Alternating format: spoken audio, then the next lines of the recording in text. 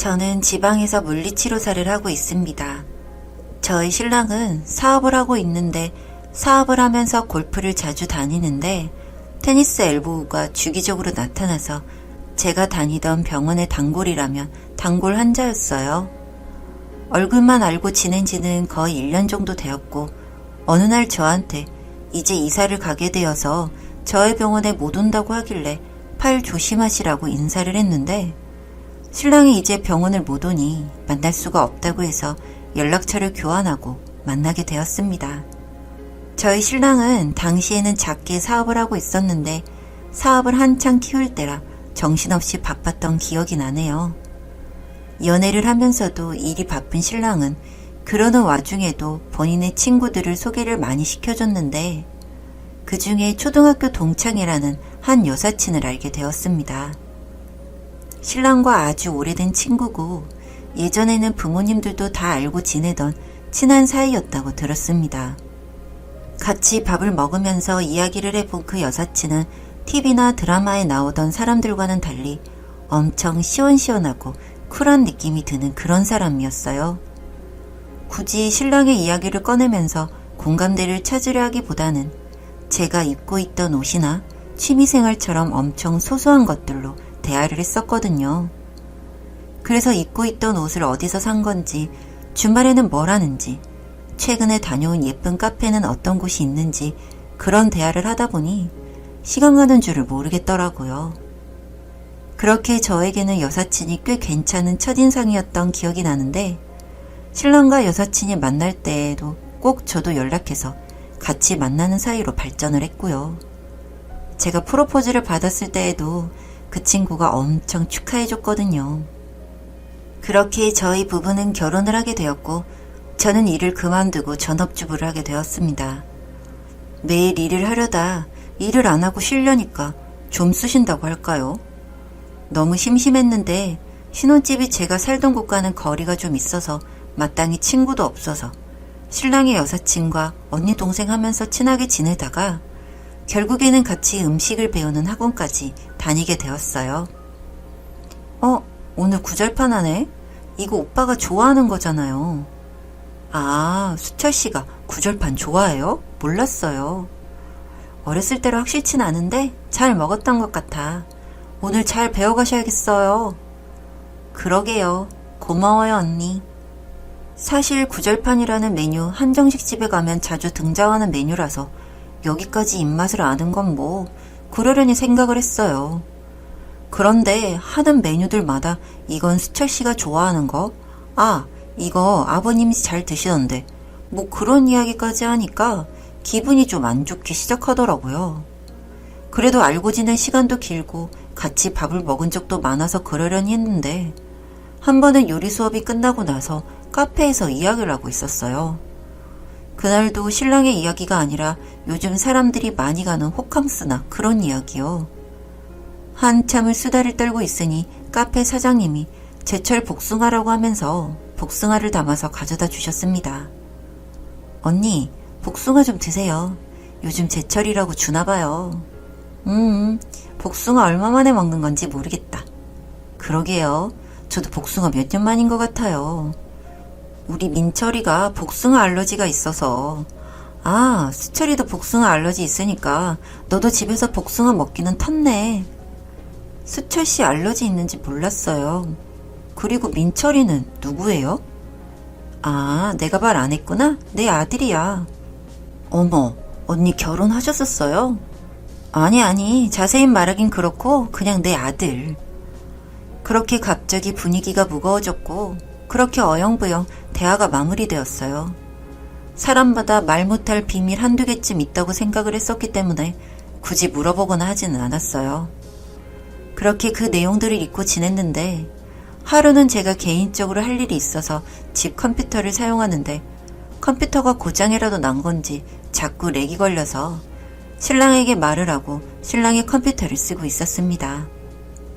신랑이 휴대폰이랑 컴퓨터 등 다 애플사 제품을 쓰고 있는데 일을 하려고 컴퓨터를 켰지만 연동된 사진을 보고 있으니 재밌더라고요. 그래서 시간 가는 줄 모르고 저희 연애 때 사진들을 하나씩 보고 있었습니다. 그런데 중간중간에 어떤 남자아이의 사진이 나오는데 언뜻 봐도 한 6살 정도 되어 보이는 꼬맹이의 사진이 뒤로 가면 갈수록 어려지더라고요. 신랑이 따로 앨범에 저장까지 해둔 걸 보면 꽤 귀여워하는 조카인가 보다 생각을 하고 있었는데 제 시선이 한 곳에서 멈췄어요. 앳되어 보이는 신랑과 그 곁에 여사친, 그리고 그 둘은 임신 테스트기를 들고 사진을 찍어 보였습니다. 마치 이 순간을 기념이라도 하겠다는 마음처럼요. 그리고 그 순간 지나간 여사친의 아이의 이름 민철이, 저희 신랑 이름이 수철이고 그 여사친 이름이 민영이었거든요.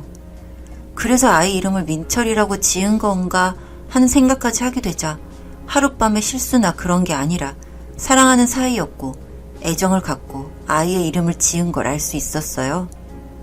저도 모르게 그 순간 자고 있는 신랑에게 가서 싸대기를 때리고 울면서 소리를 질렀습니다. 민철이가 누구야? 당신 친구라면서.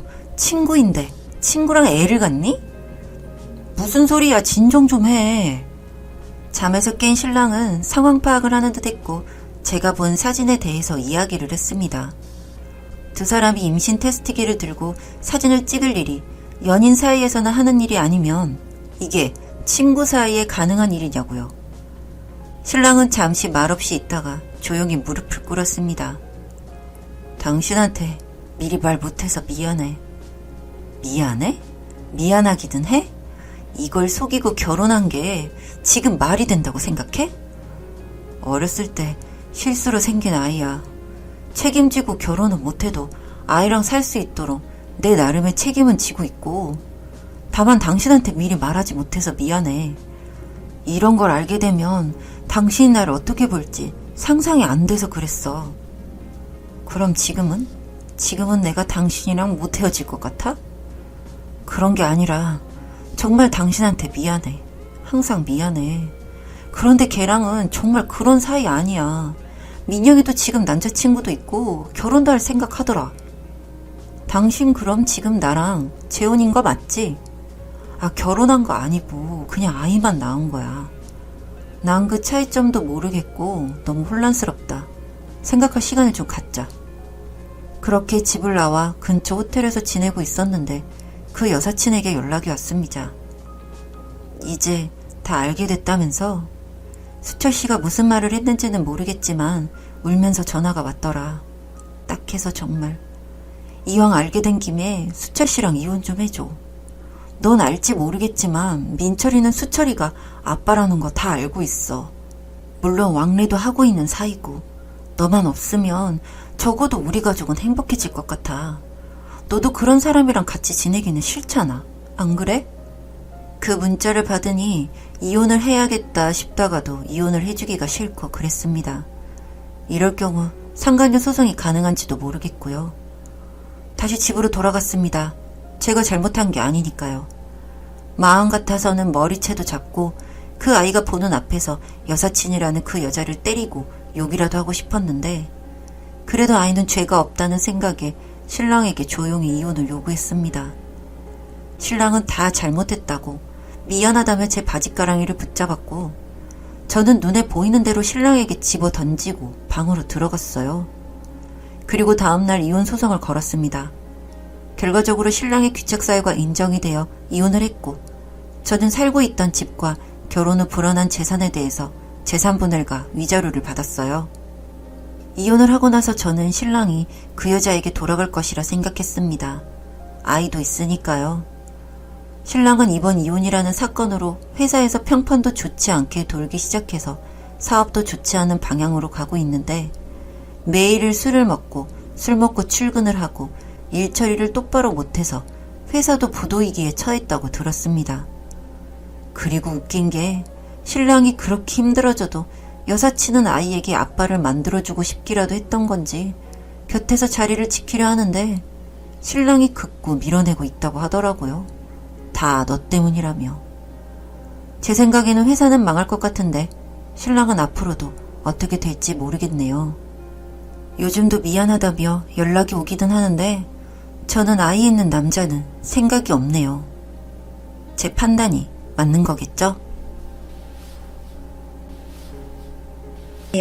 다정한 남걱정 다락방 TV입니다. 오늘도 저의 다락을 찾아주셔서 감사드리고요. 사연 시작해 보도록 하겠습니다.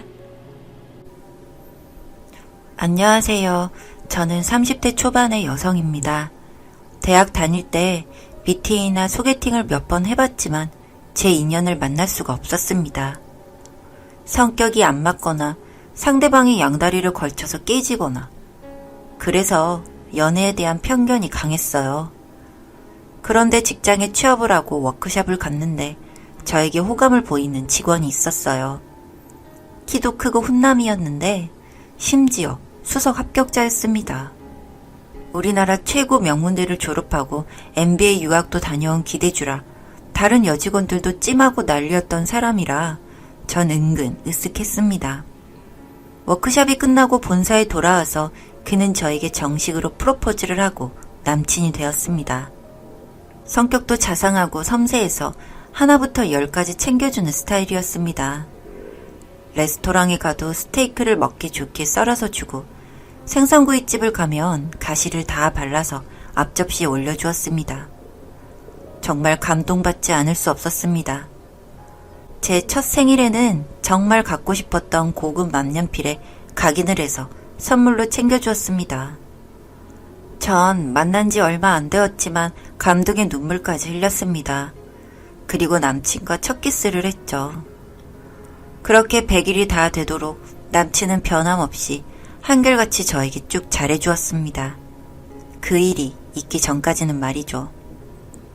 그와 저는 다른 부서에서 일했기 때문에 그가 출장을 간 후 며칠간은 전 혼자 지내고 있었습니다. 그런데 갑자기 남친의 어머니가 직장에 찾아오신 겁니다. 미리 연락도 없이 그냥 들렸다면서요. 전 아무런 준비도 없이 출근한 그대로 그분을 만나뵙게 되었습니다. 한눈에 보기에도 귀부인같이 멋지고 부티가 나는 중년 여성이었습니다. 시간이 없어 잠시 만나서 차를 마셨습니다. 우리 애가 하도 칭찬을 하고 결혼까지 하고 싶다고 해서 보러 왔어요. 말 그대로 참하고 이쁘네요. 우리 애한테는 나 여기 왔다고 얘기하지 말아줘요. 네, 알겠습니다. 그렇게 알 수 없는 만남은 끝이 나고 전 사무실로 돌아와 계속 일을 했습니다. 궁금해도 묻지도 못하는 상황이라 얼른 남친이 출장에서 돌아오기만을 기다렸습니다. 제가 알기로는 직장 앞에 있는 원룸 오피스텔에서 자취를 하고 있었는데 그럼 전화로 제 이야기를 자주 했다는 말인데 한 번도 제게 부모님에 대해서 얘기를 꺼낸 적이 없었거든요. 그리고 며칠 후 만나서 슬쩍 떠보며 집에는 언제 가냐고 물었죠. 그러자 안색이 굳어지며 갈 일이 거의 없고 명절에나 가끔 간다고 하더군요. 참으로 뭔가 수상했습니다. 그렇다고 일일이 캐묻다간 분위기가 안 좋아질 것 같아서 그쯤에서 더 알아보는 것을 그만두었습니다. 얼마 지나서 반년쯤 되었을 때 주말에 집에 인사를 가자고 하는 겁니다. 뜻밖의 제안이라 머리 끝부터 발끝까지 매무새를 단정히 하고 미용실까지 다녀오는 그의 차를 타고 집에 갔습니다. 성북동에 있는 주택이었는데 상당히 고급스러워 보였습니다. 부모님과 첫인사를 나누는데 전 기절하는 줄 알았습니다. 아버님은 남친과 분위기도 얼추 비슷했고 중후하고 젠틀한 분이셨는데 어머니는 제가 만난 그분이 아니었습니다. 차가운 눈빛으로 저를 아래에서 위로 쳐다보는 눈길이 상당히 냉정해 보였습니다. 말로는 환영한다면서 시선은 얼음처럼 차가웠습니다. 점심을 먹고 차를 마시는 동안 전 긴장하고 있다 보니 조심스러울 수밖에 없었습니다. 그 짧은 순간 동안 도대체 제가 만난 그 여인은 누구인지, 남친과는 어떤 관계인지 궁금했습니다. 집에서 나와 둘만의 시간을 갖게 되면서 그는 제 손을 잡아주었고 이제는 편히 있으라며 머리칼을 쓰다듬어 주었습니다. 전 정말 혼란스러웠습니다. 그날 일을 말할 수도 없고 그렇다고 이렇게 답답한 채로 계속 만나야 하나 이러지도 저러지도 못하는 상황이었죠. 그는 저를 집에 데려다주고 갔습니다.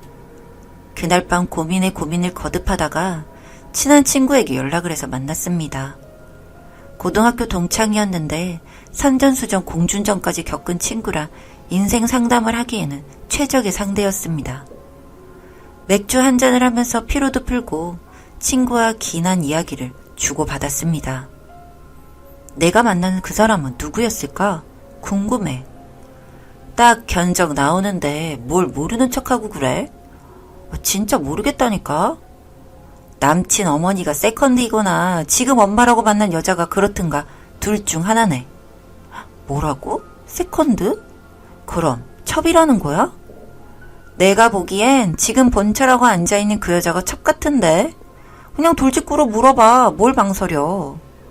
그렇게 치명적인 사연을 어떻게 물어봐. 내가 대신 물어봐줘? 술이나 마시자. 화이팅해 친구.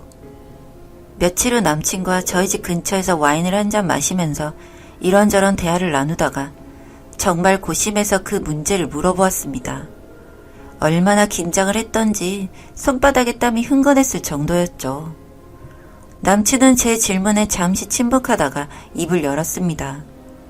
중견업체 대표이신 아버님은 지금의 아내분과 결혼 중에 외도를 하셔서 본처와는 이혼을 하시고 결혼을 했다는 겁니다. 그러니까 제가 만난 어머님이란 분은 자신을 낳아준 본처이자 생모인 거죠. 이게 무슨 드라마 같은 일이랍니까? 정말 믿기 어려웠습니다. 그래서 집에 갔을 때 저를 냉대하듯 쳐다봤던 그분의 시선이 이해가 가더군요. 남친은 감정이 복받쳤는지 진작 얘기 못해서 미안하다며 제 손을 잡고 울었습니다. 전 그때만 해도 그 말이 진심이라 믿었고 애 같아서 그를 안아주었습니다. 어찌나 짠하던지 저도 눈물이 펑펑 나더군요. 그 후론 전 더 남친을 이해해주고 아껴주고 잘해주었습니다. 얼마나 마음의 상처가 컸을까 싶었죠. 다행히 결혼은 허락받았고 저희는 최고급 호텔에서 식을 올리기로 해서 미리 예약을 했고 차근차근 혼수를 준비하고 있을 때였습니다. 신혼집은 한남동 빌라에서 전세로 살기로 했습니다. 전 그렇게 무탈하게 결혼까지 갈 줄 알았습니다. 그 사건이 터지기 전까지는. 예식을 한 달 정도 남겨둔 때였습니다. 한복을 맞추러 갔는데 예전에 봤던 그분이 와 계신 겁니다. 남친은 거의 다 도착해서 오고 있는 중이라고 하면서 조금만 기다리라고 했습니다. 전 인사를 했고 그분께 남친을 낳아줘서 감사하다고 인사를 드리자 안색이 변하면서 갑자기 저더러 뭘 어떻게 알고 있는 거냐고 다시 물었습니다. 하필 그때 남친이 나타났습니다. 저와 어머니를 둘 다 번갈아 보더니 갑자기 어머니의 손목을 끌고 나갔습니다. 밖에서 소리를 지르면서 왜 여기까지 왔냐고 고함을 지르는 겁니다. 전 너무 놀라서 쫓아나가자 남친이 손짓을 하며 들어가라는 겁니다. 어머니는 울면서 너희들 한복이라도 해주고 싶었다면서 좀 같이 있으면 안 되냐고 흐느끼셨습니다.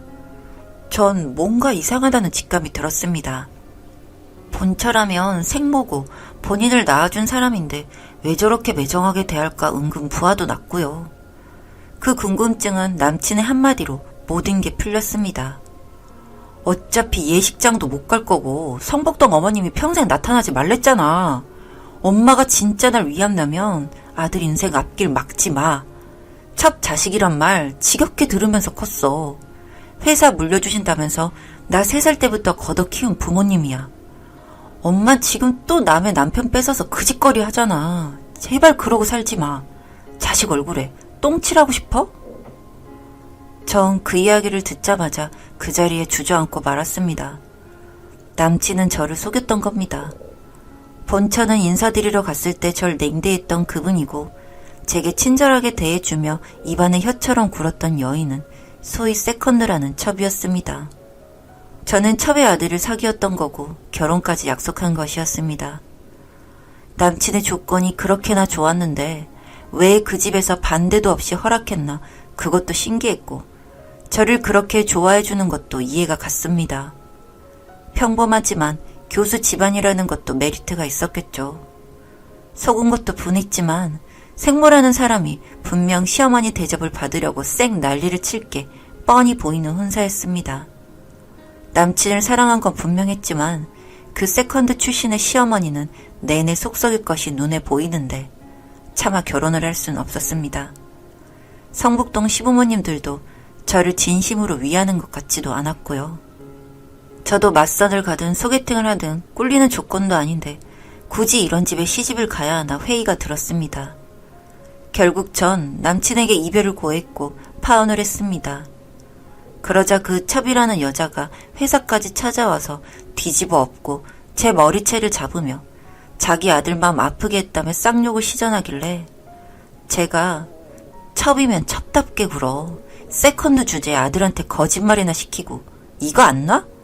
하면서 저도 그 손을 뿌리쳤습니다. 사내 커플인데 그 꼴을 보이고 회사를 더 다닐 순 없었습니다. 전 뒤도 안 돌아보고 퇴사를 했고 남친도 사표를 냈다고 들었습니다. 그 후엔 어찌 되었는지 모르겠지만 전 제 선택을 후회하지 않습니다. 겉으로 보이는 조건은 좋았지만 그 남자 마음의 상처를 떠안을 그릇이 못 되었으니까요. 저는 지금 새로운 연인을 만나 사랑을 키워가고 있습니다. 진심으로 행복하고 결혼도 추진 중입니다. 평탄한 환경에서 자란 남자라서 더욱 안심이 됩니다.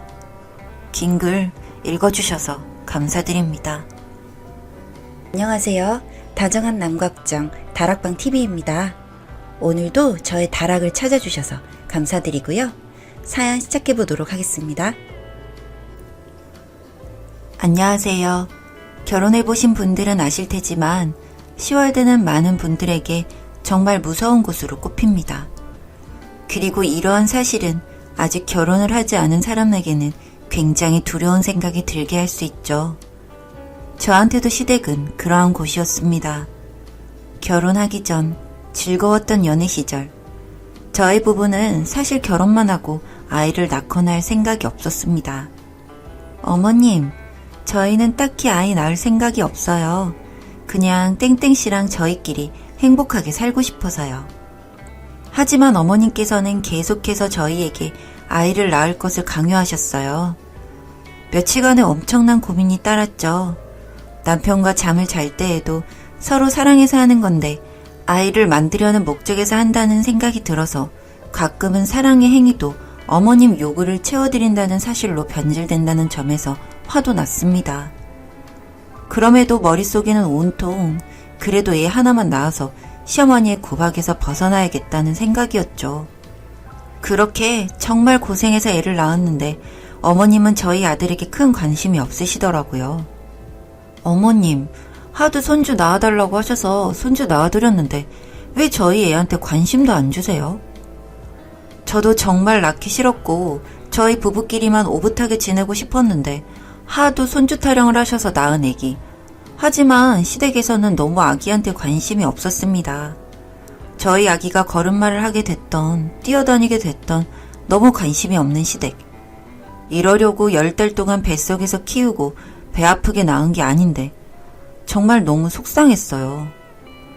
그래도 친정에서는 아이 계획이 없었다가 왜 갑자기 떡두꺼비 같은 손자를 낳았냐고 너무 좋아하시는데 그래도 손주인데 한 번쯤은 예뻐해 주시지 저희 아이를 너무 거들떠도 안 봐주시더라고요. 그러다가 저희 아이가 말을 할 수 있게 되었고 더 잘 걸어다니게 되었을 때였습니다. 할부지, 할미, 땡땡이. 자기 이름을 말하면서 자기 할머니와 할아버지에게 걸어가는 애기. 하지만 조금도 관심을 주지 않으셨어요. 그저 하는 말은 그래도 집안 대를 이어야 할 애는 하나 있어야 하는데 그래도 낳아서 다행이시라는 말. 아이가 집안 대를 잇는 데만 사용되는 것인가요? 그래도 낳았으면 아이 위에 어른들이 최소한의 사랑과 관심이라도 줘야 하는 거 아닌가요? 저도 정말 낳기 싫었던 애를 낳아서 이렇게 사랑과 관심을 주는데 정작 꼭 낳아라 하신 분이 저희 애를 너무 방치하시다뇨. 시댁이 저희 부부를 향한 일은 이것에서 끊이지 않았습니다.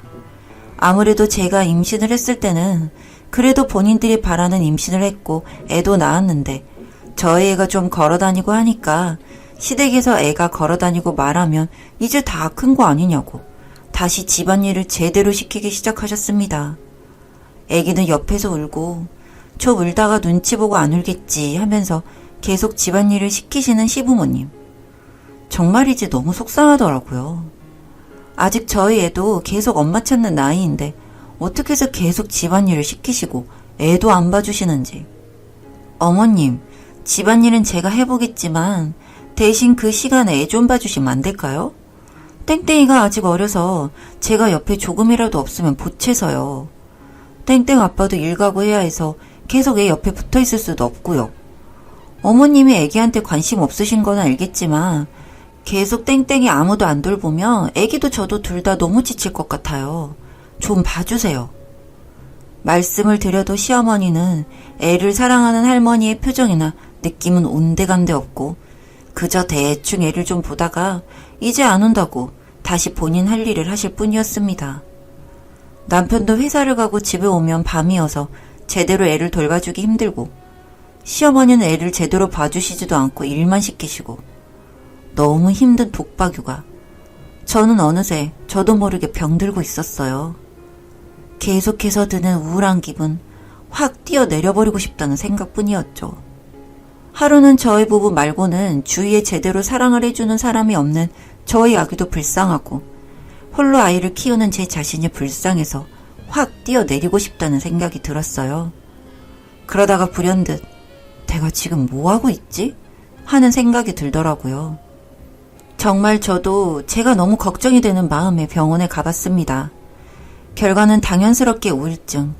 아이를 낳으래서 아이를 낳았는데 시어머니 때문에 멀쩡했던 제가 우울증에 걸려서 정신 차려보면 아이를 데리고 죽으려고 하고 있으니 정말 더 화가 나더라고요.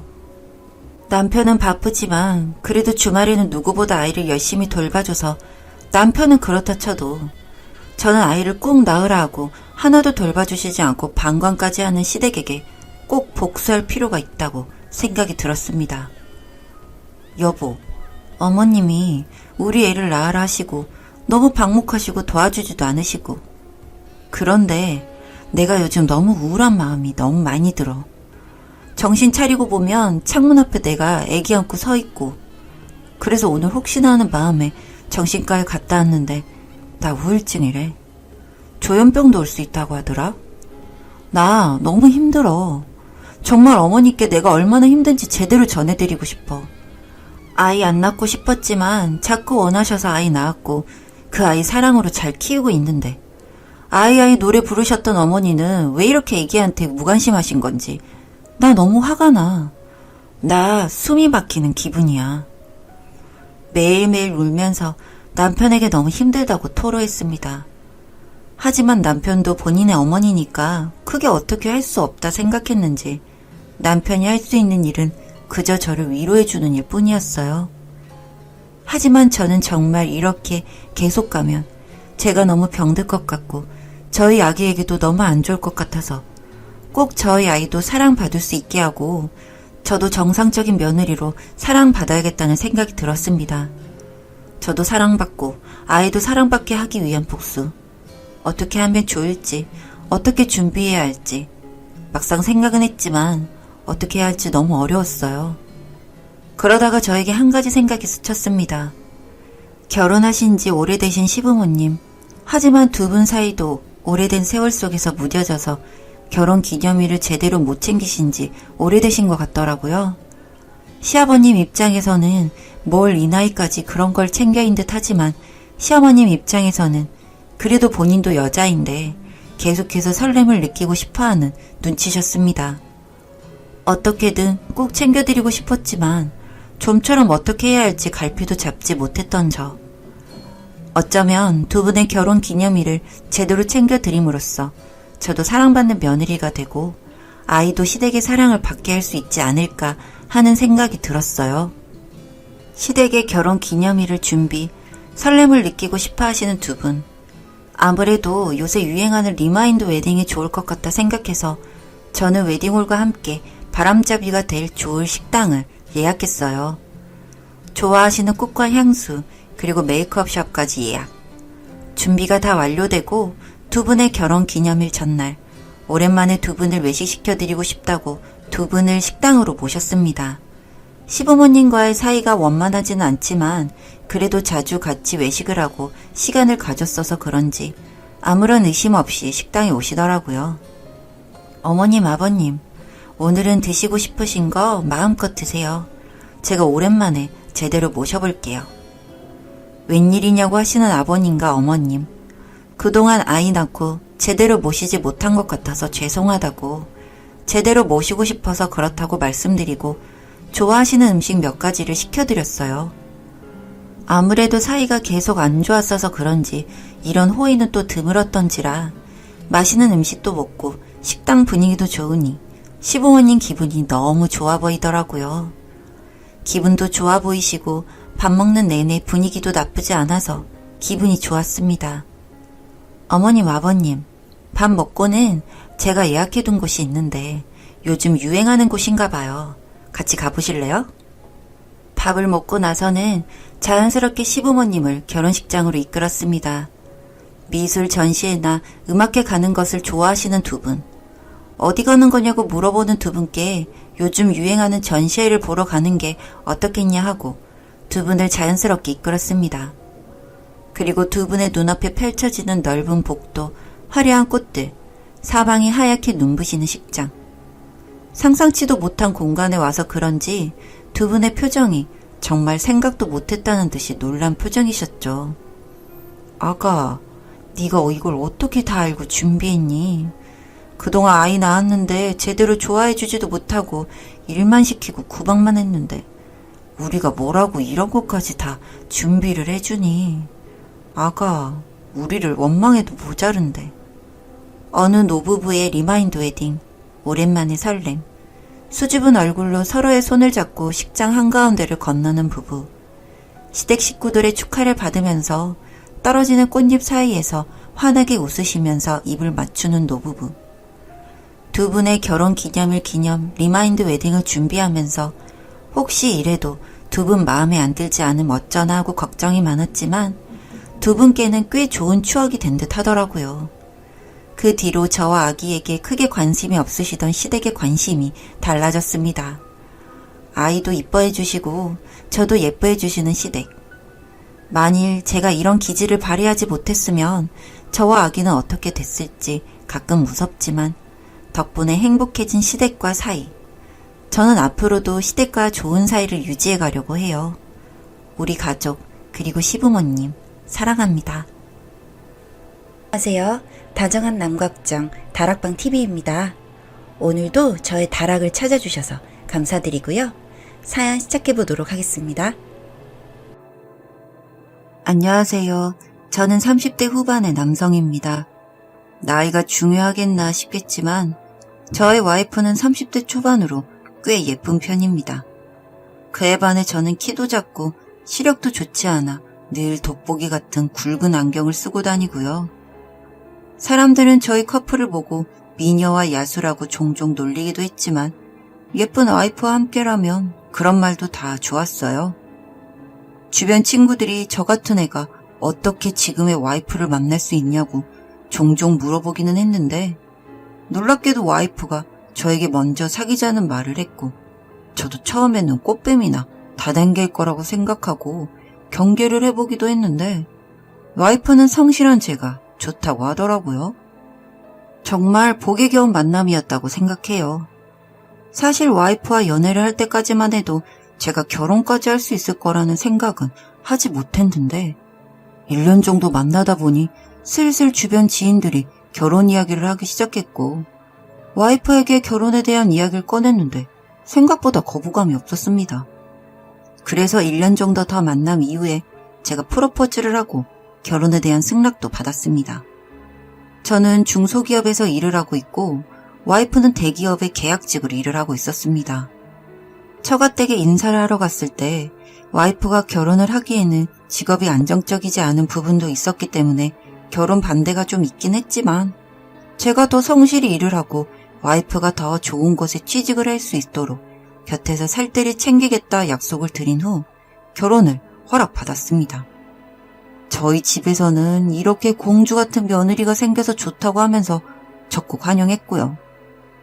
무사히 결혼식을 마치고 신혼생활을 즐기던 중 제가 부서 이동을 하게 되면서 내근직에서 외근직으로 바뀌게 되었고 특히 출장이 많아지게 되었습니다. 저희 회사가 외국으로 자동차 부품을 생산 및 수출을 하는 업체인데 바이어 미팅이라든지 외국에 있는 공장에 가봐야 할 일이 많아 길게는 한 달 정도 집을 비우는 날이 생겼어요.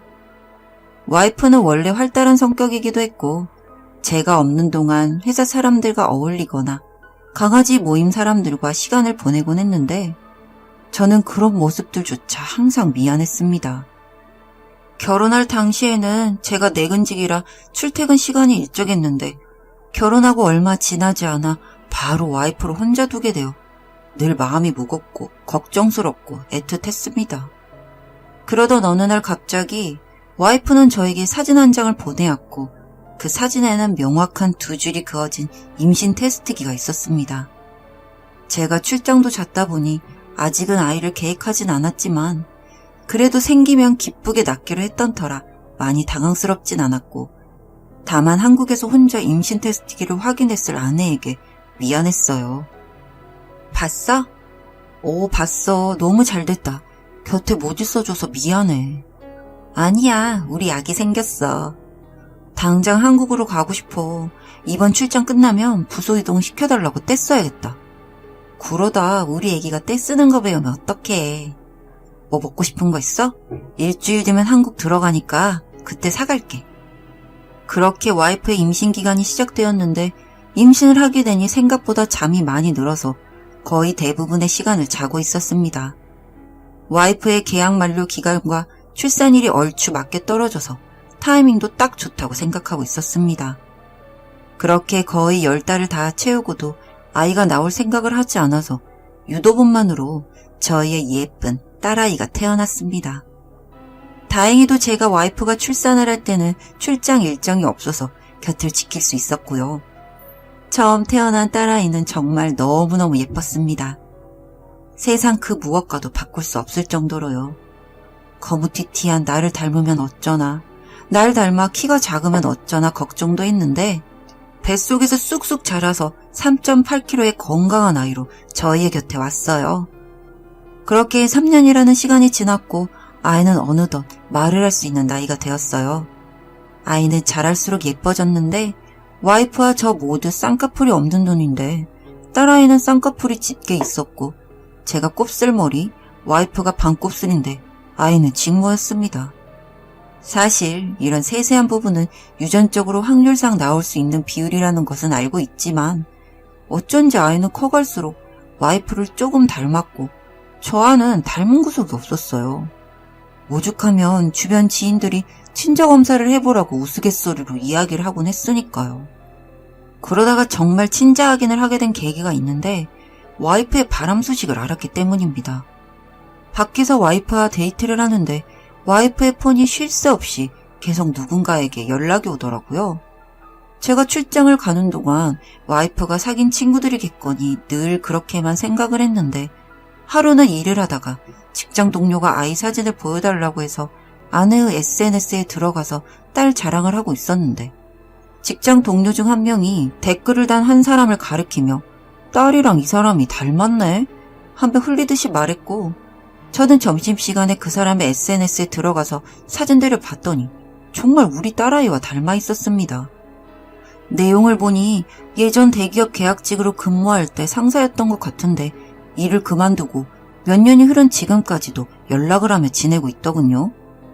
그리고 사진에 뜨문뜨문 보이는 여자의 구두나 손, 그리고 옷 같은 걸 보는데 저희 와이프와 물건이 같아서 혹시나 하는 마음에 와이프의 SNS를 들어가 보니 같은 날은 아니더라도 같은 가게에 같은 옷을 입고 찍은 사진들이 많이 있었습니다. 저는 집으로 돌아와서 제발 그런 일이 없기를 바라며 딸아이의 물건 몇 가지를 챙겨 친자 검사를 했고 제 딸이 아니었습니다. 혹시나 해서 기다렸지만 제 친딸이 아니란 통보만을 받았습니다. 아니, 제가 키웠으니 제 딸은 맞지만 생물학적 아버지가 제가 아니었죠. 그날 저녁 아이를 본가에 맡기고 와이프와 집에서 이야기를 했습니다. 우리 딸 아빠가 누구야? 아빠가 누구냐니 당연히 당신이지. 나 친자검사 하고 오는 길이야. 거짓말 하지 마. 미안해. 와이프는 저에게 미안하다고 했고 제가 없는 동안 너무 외로웠다고 합니다. 그래서 회사 상사라는 놈을 만났는데 당시 그 상사도 가정이 있었는데 가정 있는 사람들끼리 바람을. 그리고 그 상사라는 사람에게도 자식이 있는데 그 자식과 우리 딸이 너무나 닮아 있더군요. 형제처럼요. 그래도 나 당신 정말 사랑하고 있어. 최근까지도 그 사람 만난 거 알아. 거짓말 그만하자. 이런 말 미친 소리 같은 거 나도 아는데 나 둘 다 너무 좋아해. 그 말을 지금 믿으라는 거야? 사실 당신이 나를 너무 아껴주고 사랑해줘서 행복하긴 했지만 나중에 낳을 우리 아이가 나는 더 똑똑하고 좋은 유전자를 가진 아이였으면 좋겠다고 생각했어. 그래서 처음엔 그 사람한테 부탁했던 거야. 아이만 낳고 인연 끊으려고. 그런데 아이가 그 사람을 닮은 모습을 보니까 그 사람도 자꾸만 좋아지더라. 그러니까 당신 말은 지금 우리 아이가 날 닮는 게 싫어서 다른 남자랑 잠자리를 하고 아이도 낳고 나한테 의도적으로 숨겼다는 거잖아. 그래도 내가 당신 정말 좋아하는 거 알잖아. 저는 자리를 박차고 나왔습니다. 절 좋아해서 결혼까지 했는데 저와 닮은 아이가 싫어서 다른 남자아이를 낳았다뇨. 아이가 저를 닮으면 학교에서도 놀림받을 것 같고 앞으로 살아가는 부분에 있어서 원치 않게 부당한 대우를 받는 일이 늘어날 것 같았답니다. 저 키도 작고 인물도 못생겼고 피부도 좋은 편 아니에요. 그래도 성실하고 알고 지내는 사람들은 다 괜찮은 놈이라고 말해주는 그런 사람입니다. 그런데 외모 하나로 이런 일이 있다는 게 너무 소름이 끼치고 그동안 나랑 한 침대에서 지내던 와이프가 맞나 싶었어요. 아이에게는 정말 미안하고 미안해서 나중에라도 꼭 만나서 사과를 할 겁니다. 하지만 와이프와 그 상간남은 도저히 용서가 안 돼요. 결국 저는 상간남 소송을 진행하고 있고요. 사실 이 소송이 끝나고 보상을 받은 이후에는 와이프와도 이혼을 계획 중에 있습니다. 상간남 소송을 하겠다고 하니 그 사람 가정도 있고 아이도 있다고 편드는 꼴이 어찌나 기도 안 차던지 곧 본인 모습일 거라는 생각은 하지도 못하고 있더라고요. 저는 그 상간남한테 받은 돈으로 성형하고 저도 새 인생을 살아야 하나 고민 중이에요.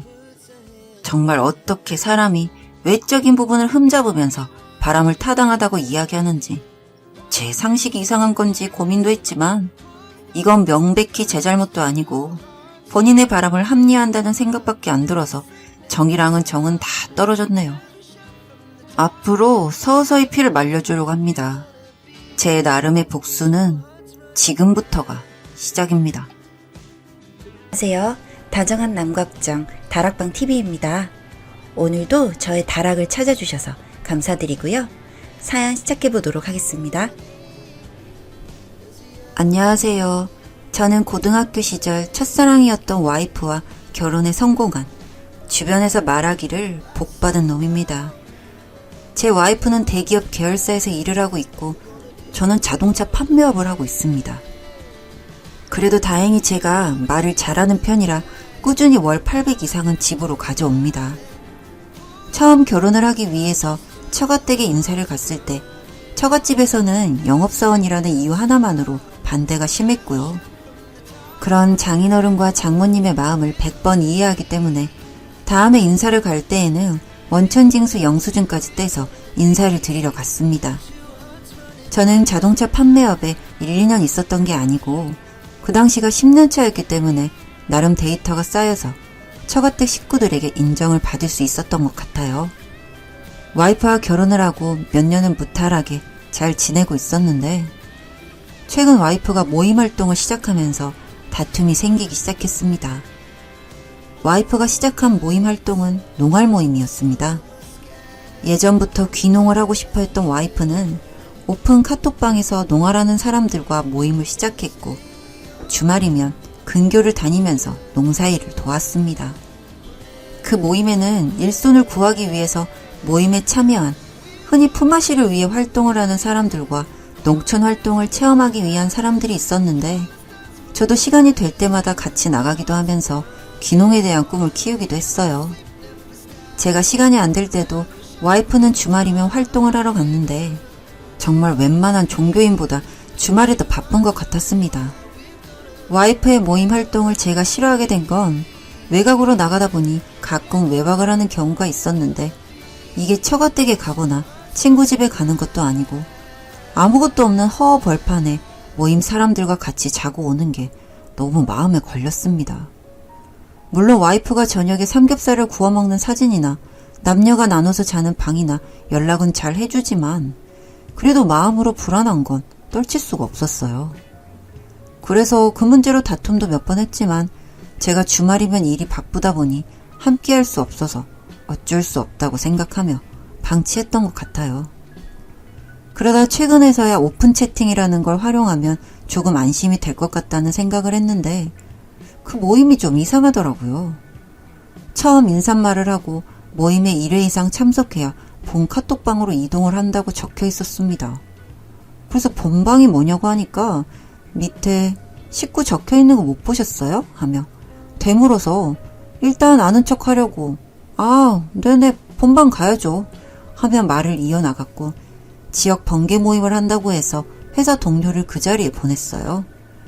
그렇게 모임에 다녀온 동생이 엄청 어리둥절해 하면서 이야기를 했습니다. 형, 그 모임 뭐예요? 농촌에 일하러 가는 모임. 일단 본방으로 초대해 준다고는 하더라고요. 왜? 뭐 이상한 거 있어? 지금 있는 카톡방은 그냥 이야기하는 방이고 본방은 활동도 하고 미팅도 한다던데요? 미팅? 네, 저도 뭔지 몰라서 알겠다고만 하고 왔어요. 그래, 고생했어. 그리고 그날 저녁 몇 명의 사람들에게 개인 카톡으로 본방에 입장하는 링크가 왔습니다. 처음 들어간 카톡방은 서로 이것저것 개인적인 이야기부터 많은 대화를 하고 있었지만 어떤 사람이 제 와이프인지 알 수 없었고요. 그저 와이프가 하는 모임에 대화방을 들어갔을 뿐인데 이게 무슨 일인가 싶게 너무 깊게 파고드는 것 같아서 죄책감이 조금 들기도 했습니다. 그러다가 한 사람이 얼마 전 다녀온 농활에 대한 이야기를 하는데 고기 사진도 함께 간 사람들 사진도 올라오더라고요. 그 중에는 당연히 저의 와이프도 있었습니다. 그러면서 하는 이야기를 들어보니 이번 모임에서 두 쌍의 커플이 탄생했다고 하며 탄생한 커플들은 카톡방을 나가도 좋다 뭐 그런 말이 있었어요. 그 말을 마지막으로 몇 명의 사람들이 나갔고 다른 사람들은 솔로 탈출하고 싶다 뭐 이런 이야기를 했습니다. 아무리 생각해도 단순히 농촌 활동이나 하는 카톡방은 아닌 것 같고 성인들 만나온 카톡방 같은 느낌이 강했어요. 와이프가 커플이 된 건지 안 된 건지는 모르겠지만 그 모임의 사람들이 순수한 사람들 같지는 않다고 생각이 들어서 와이프에게 모임을 나가지 말라고 했습니다. 여보, 그 모임 주말마다 나가는 거 힘들지 않아? 그만하는 게 어때? 왜 그래? 나 거기서 일 잘 배우고 있는데. 아무래도 매주 그렇게 멀리 나가는 게 마음 쓰여서 그래. 내가 매번 사진도 보내주는데 뭐가 그렇게 신경 쓰여? 당신 설마 우부증 그런 거 아니지? 무슨 말을 그렇게 해. 차라리 나랑 같이 가자 그럼. 당신 주말에 일 많잖아. 나 일 쉴 때만 가면 되잖아. 나 없을 땐 처가댁에 가도 되고 취미생활 해도 되고. 당신 정말 왜 그래? 정말 우부증 있는 사람 같이. 와이프의 말처럼 제가 괜히 카톡방의 정체를 알고 난 이후부터 의부증이 생긴 건가 싶은 생각이 들기도 했지만 제 눈으로 확인하지 않고서는 도저히 마음이 진정이 안 될 것 같아서 그 동생에게 모임에 나가달라고 했습니다. 아무래도 와이프가 거기 있는 것 같다고요. 정말 쪽팔렸지만 그래도 진실을 알고 싶었어요. 동생도 가정이 있다 보니 처음엔 거절을 했지만 제가 술을 먹다 울기까지 하니 알겠다고 하더라고요. 다행인 건지 불행인 건지 와이프는 그날 모임에 가지 않았고 저에게 모임을 줄이겠다고 했습니다. 안심이 된과 동시에 커플이 된 사람들은 카톡방에서 나갔다는 게 생각이 들어서 아내의 휴대폰을 몰래 봤는데 오픈 카톡방이 지워졌습니다. 그러면 안 되지만 아내의 퇴근 시간마다 아내가 나오는 모습을 기다리고 행적을 쫓아다녔는데 일주일에 2번씩 다른 사람과 만나는 모습을 포착했어요. 근처 공영주차장에서 아내는 다른 사람의 차로 옮겨 타고 늦게까지 데이트를 하고 제가 집에 들어오기 직전에 집으로 들어갔습니다. 그 사람의 차를 쫓아다니다가 아내와 그 남자가 모텔로 들어가는 곳까지 블랙박스에 다 찍혀 있었습니다. 몇 번이나 그 남자와 아내가 모텔로 가는 것을 찍었고 차 안에서 키스하는 모습도 다 담았습니다. 이렇게 되니 저는 결정을 해야 했어요. 고등학교 때 첫사랑이었던 아내를 생각하면 계속 모른 척 살아야 하는 건 아닌가 생각을 했는데 아내가 그 남자의 집까지 드나드는 걸 보니 아무래도 이건 아닌 것 같았습니다.